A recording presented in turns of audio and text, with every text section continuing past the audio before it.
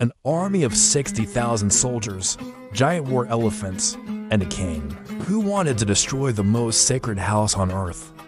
But God had a different plan. This is the story of Abraha, the powerful ruler of Yemen. He built a magnificent cathedral, a structure of immense beauty, hoping to divert the Arabian pilgrims away from Mecca and towards his kingdom. He wanted all of Arabia to worship there, to bring glory and wealth to his land. But the Arabs, deeply devoted to the Kaaba, the house built by Abraham and his son Ishmael, paid him no mind. Their hearts were set on Mecca. Filled with envy and rage, Abraha swore a terrible oath. I will march to Mecca, and I will destroy the Kaaba with my own hands. He gathered a terrifying army, 60,000 strong, clad in armor and brandishing fearsome weapons. But the most intimidating part of his force was something the Arabs had never witnessed. In battle before, were elephants, towering beasts trained for destruction. Leading the charge was Abraha's prize elephant, Mahmūd, a creature of immense size and power, believed to be unstoppable. As this colossal army marched towards Mecca, the clouds billowed into the sky, the ground trembling with every step. The people of Mecca, the tribe of Quraysh, were merchants, not warriors. When they saw the sheer size of Abraha's approaching army, they knew they stood no chance. Panic and fear spread through the city. They were defenseless. Abdul-Muttalib, the respected leader of the Quraysh and the grandfather of the Prophet Muhammad, peace be upon him, went to negotiate with Abraha, but only for the return of his own camels that the army had seized. When Abraha questioned why he wasn't begging for the safety of the Kaaba, Abdul-Muttalib gave a legendary reply, full of faith. I am the owner of my camels, and it is my duty to look after them. But the Kaaba has a Lord, and he is its owner. He will surely protect it. The people of Mecca evacuated the city, taking refuge in the surrounding mountains, their eyes fixed on the valley below, their hearts praying for a miracle. As the army reached the outskirts of Mecca, right at the edge of the sacred valley, Abraha gave the command. He ordered his elephant, Mahmūd, to lead the charge and trample the Kaaba.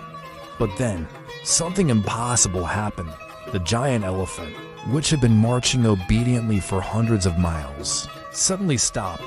It knelt down, refusing to move forward. The soldiers were stunned. They beat the elephant, they pushed it, they tried to force it to its feet. They turned its head towards Yemen, and it would stand and walk. They turned it towards any other direction, and it would move. But every time they pointed it towards the Kaaba, it would kneel and refuse to take a single step. And then, as the soldiers struggled with the stubborn beast, the sky began to darken. A strange, roaring sound, like rolling thunder, filled the air. Abraha and his soldiers looked up in confusion and awe. The sky was filled with a shadow. It wasn't a cloud. It was birds, flocks of birds, known as a Babel, appearing from the direction of the sea, swarming in countless numbers, coming from every direction. The Qur'an describes this moment perfectly. And he sent against them birds in flocks. Each tiny bird carried 3 small stones, stones of hard-baked clay, sideshell, one in its beak, and one in each of its claws. These weren't ordinary pebbles. They were divine missiles sent by the command of God. The birds swooped over the army and began to drop the stones, the Qur'an says, striking them with stones of baked clay. As the stones hit the soldiers and their elephants, they pierced through their armor and their bodies, causing them to disintegrate. The once mighty army collapsed into chaos and ruin, falling apart like nothing the world had ever seen. The power, the pride, the elephants, all of it was annihilated in moments. The Qur'an describes the aftermath with a powerful image, and he made them like eaten straw. The entire army of 60,000, with its war elephants and its arrogant king, was left like a field of crops that had been chewed up and spat out, trampled, destroyed, and forgotten. Abraha himself was struck and fled in terror. This was the year the Prophet Muhammad, peace be upon him, was born, a sign to the world that Allah would protect his house and prepare the way for his final messenger. Please like, subscribe, and share it so others can witness the timeless wisdom of the Qur'an. Thank you for watching.